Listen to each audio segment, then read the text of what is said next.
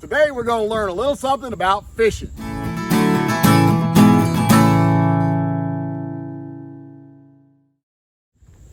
Hey everybody, thanks for tuning in to Scoutmaster Outdoors. Today I am joined by two-time Collegiate Fishing National Champion and FLW Cup Qualifier, Gettys Brannon. And we're here at the Rosewood Landing of the Congaree River.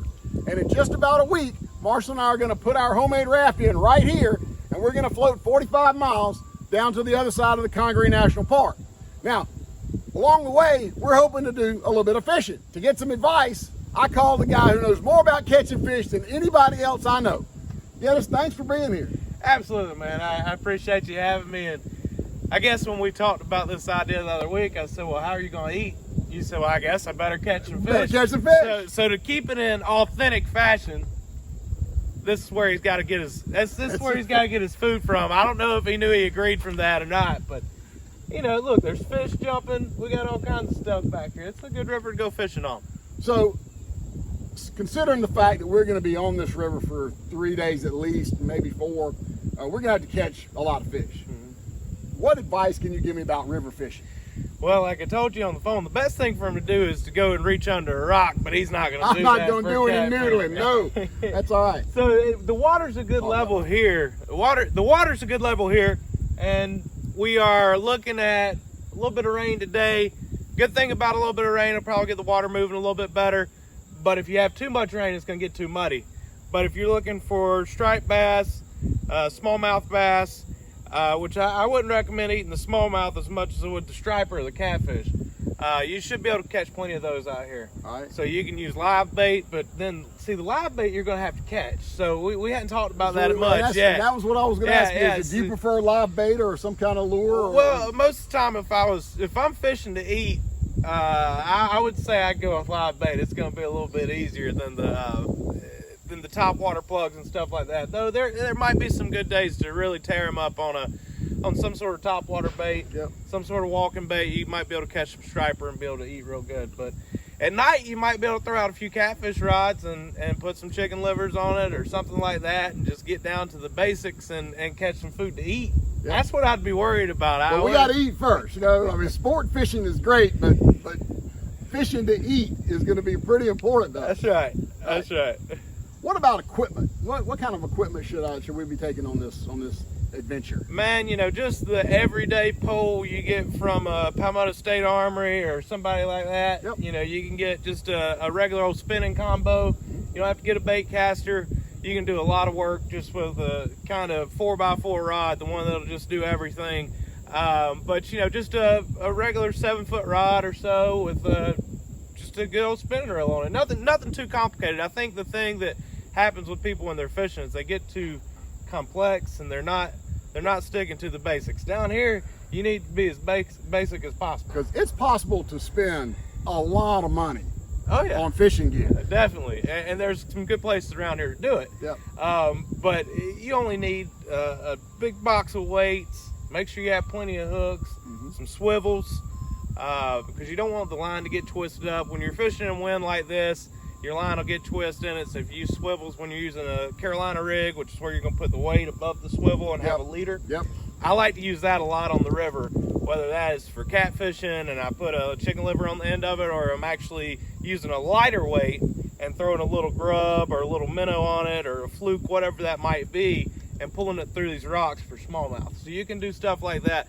For that, you might want a little bit more of a finesse rod than what you're going to use for your catfish. So I'd recommend getting a catfish and striper rod, and then get one you can kind of cast around and catch your fish with. Well, that's what we're gonna get all outfitted up. Like you mentioned, Palmetto State Armory, they're gonna help us out with some gear. More on that coming, and we should be pretty well outfitted. Of course, you know, I'm old school. I'm gonna take a cane pole, and I'm gonna try to find somewhere maybe catch a brim or two. Well, if you can catch a brim or two, I mean, that's good eating. You can throw those out for bait too. There you go. Gettys, one of the questions that's come up, one of the questions I have as a relatively inexperienced fisherman, is there a time of day or different weather that we should be looking at? I think hands down, early morning, late at night is really your best time to catch fish out here. Maybe more in the evening time, but since you're going to be spending the night out here, you might as well fish while it's good. There you go. So you're going to be able to catch all kinds of fish at night. I mean, I would yeah, there's no telling what you're going to pull out here at night. I mean, probably a lot of catfish, stuff like that, but I tell you, when you look at a body of water like this, it can be intimidating. And one of the few things I look for is not necessarily as much about the time during the day, unless it's just the sweltering hot middle of the summer, but thankfully you're waiting until the end of that. But you want to look for these little eddies that you can see the water behind us that's forming these areas where the fish can get down in and kind of stay out of the current a little bit. And if you can find some places that is either behind a big boulder under the water, or if it's behind a lay down on the side of the river as you're going down through there, you're really going to find some good ambush spots for bass and more of the predatory fish. So, you know, when you look at something like that, you know, you don't want to pick across the whole entire river here. You really want to look for some of those clues on top of the water, some of the different breaks in the water current. And then, you know, on the side of the river as well, if you see a bush, if it looks like somewhere you want to go lay down and get some shade, that's probably where the fish are. Gettys, another question that I had is weather. You know, we're looking at the forecast. The 10-day next week, it looks pretty good. You know how it is in South Carolina. It could change overnight.